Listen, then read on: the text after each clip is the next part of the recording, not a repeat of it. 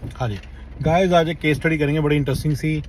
वही वक्त है, वॉलीबॉल की क्लास में बच्चों को लेने जा रहे हैं, उसी वक्त थोड़ा सा टाइम मिल रहा है, अदरवाइज़ कोई टाइम नहीं है। अच्छा, बीच बीच में रख के एक अपनी सिप भी लूँगा। मैं दूध भी पी रहा हूँ, ये रहा मेरा दूध, अगर आपको दिख गया है तो मैं दूध भी पी रहा हूँ। तो बस बीच में रख के, पर बात चलती रहेगी अपनी, ठीक है ना। यही लाइफ है ब्रदर, यहाँ पे ना टाइम नहीं है आपके पास, टाइम निकाल नहीं सकते। जो बंदे टाइम निकाल के कर रहे हैं ना ये चीज़, उनका कुछ नहीं बनने वाला लाइफ में। They are wasting time. वो मेरे CSF के फॉर्मूले को वायलेट कर रहे हैं। आप पहले अपनी इनकम 12,000 तक तो मिनिमम जल्दी जल्दी लेके जाओ, और 25-30 हज़ार पर हेड तक लेके जाओ। फिर आप जो करना है साइड पे जाके करो, और थोड़ा सा अपने टाइम को फ्री भी करो। यहाँ पे फॉर्मूले से सिर्फ टाइम फ्री भी हो जाएगा। उन फॉर्मूले को यूज़ करके टाइम को फ्री भी करो, फिर ये सब चमचलों में पढ़ो।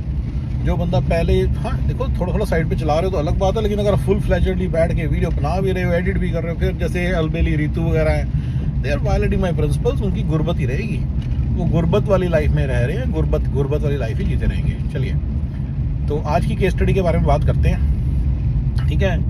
एक बच्चे हैं जी, मतलब 20 साल का बच्चा है, 20 ईयर्स ओल्ड, सिटीज़न है अमेरिका का। तो वो चक्कर क्या है कि क्योंकि सिटीजन है तो अमेरिका आ गए। भाई जी, मेरे को तो अमेरिका आना ही आना है, भाई मेरी मातृभूमि है। क्योंकि बचपन में कभी पेरेंट्स ने उनको बना दिया था सिटीजन, यहाँ पे आके बन गए थे। तो बेसिकली ये इनका नाम रख देते हैं हारू भाई। ये हारू भाई जी, चलिए, चाहे सिटीजन है चाहे नहीं है, इनकी सुनिए, प्रोफाइल सुनिए। इंडिया में इनकी मदर हैं, उनको लाख रुपये, 1.25 लाख रुपया पर मंथ सैलरी आती है, ठीक है। और उनकी इतनी पेंशन आएगी, उनकी मदर की इतनी ही पेंशन आएगी। अपना घर है 2 मंजिला, यानी कि एक मंजिल में अगर मम्मी वगैरह रह लें तो दूसरे मंजिल पे बच्चे रह लें। मतलब बच्चा इकलौता, अच्छा बच्चा इकलौता है, बच्चा इकलौता है, कोई आगे पीछे कुछ नहीं है, इकलौता बच्चा है, राइट। 30 एकड़ जमीन है। कितनी एकड़? 30 एकड़ जमीन है। उस जमीन के ऊपर 40-50 हज़ार रुपये तो कॉन्ट्रैक्ट के मिलते हैं। अगर खुद करें तो ऑब्वियसली ज़्यादा बना सकते हैं, पर कॉन्ट्रैक्ट पे दिया हुआ है आराम से, और 40-50 हज़ार रुपये पर मंथ, पर ईयर आ जाते हैं। सॉरी, पर मंथ नहीं, पर ईयर आ जाते हैं। ये नंबर्स हैं, ठीक है जी, ये नंबर्स हैं। अब आप मुझे बताइए, इस बंदे को अमेरिका आना चाहिए कि नहीं आना चाहिए?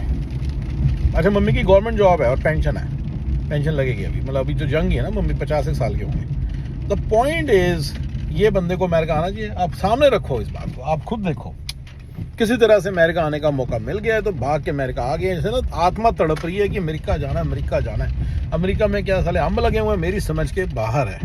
लोगों का क्या दिमाग पे पत्थर पड़ जाते हैं, उनको अकलें इतनी कम है, उनको नहीं समझ आ रहा कि नहीं, कभी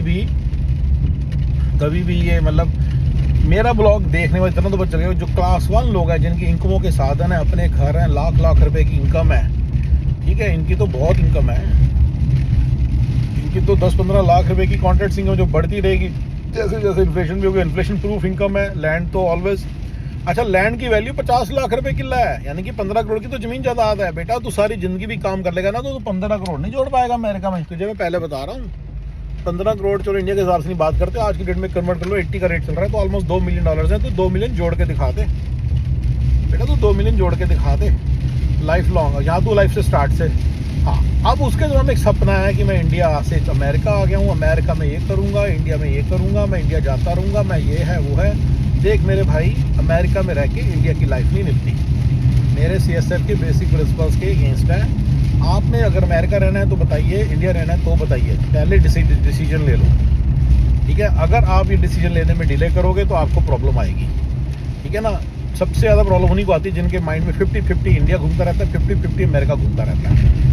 कि 50-50 वाले बंदों को सबसे ज़्यादा प्रॉब्लम आती है, ठीक है। So this 50-50 people, they face the maximum amount of problems, and you should never ever be in this dilemma.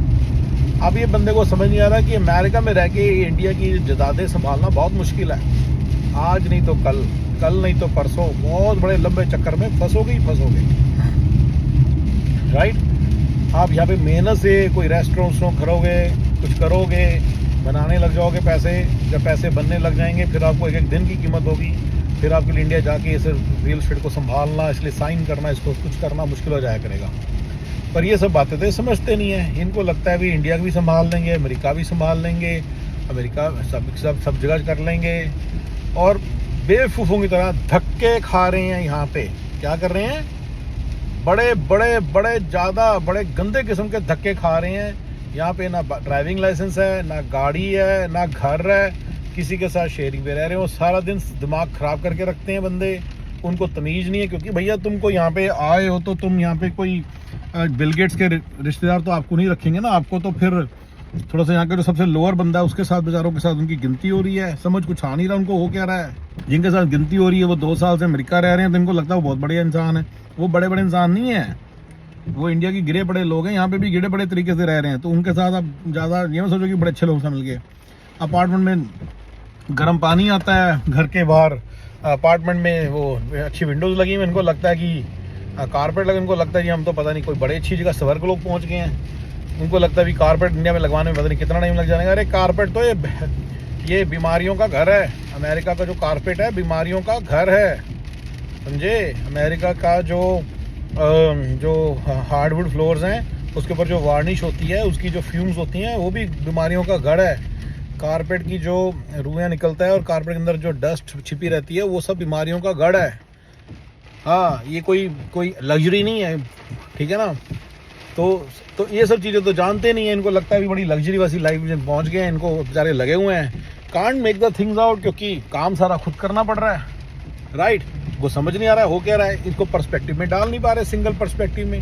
भैया ये इस कंट्री ने आपको ये गर्म पानी दे के आपसे मेड ले लिया है, ये हुआ है। पर मेड कभी भी नहीं आएगी और गर्म पानी आता रहेगा। जो आप आराम से इंडिया में अपनी मेड को कह के गर्म पानी करवा सकते थे, जो आपको नहीं पता। ये क्लास 1 लोग यहाँ पे आके धक्के खा रहे हैं, क्लास 4 ऑफ इंडिया के साथ रल मिल रहे हैं। इनको समझ नहीं आ रहा किसके साथ रल मिल रहे हैं। वो क्लास 4 जो हैं यहाँ पे आके तो इंग्लिश तो बोल रहे हैं थोड़ी बहुत, लेकिन उनकी जो मेंटेलिटी है वो तो क्लास 4 ही रहेगी ना। तो वो क्लास 4 क्लास 3 के लोगों के सब बीच में उठ बैठ रहे हैं। वो साले, उनको बात करने की तमीज़ नहीं है। ये मैडम जो हैं, मतलब बंदा और उसकी मम्मी दोनों आए, राइट।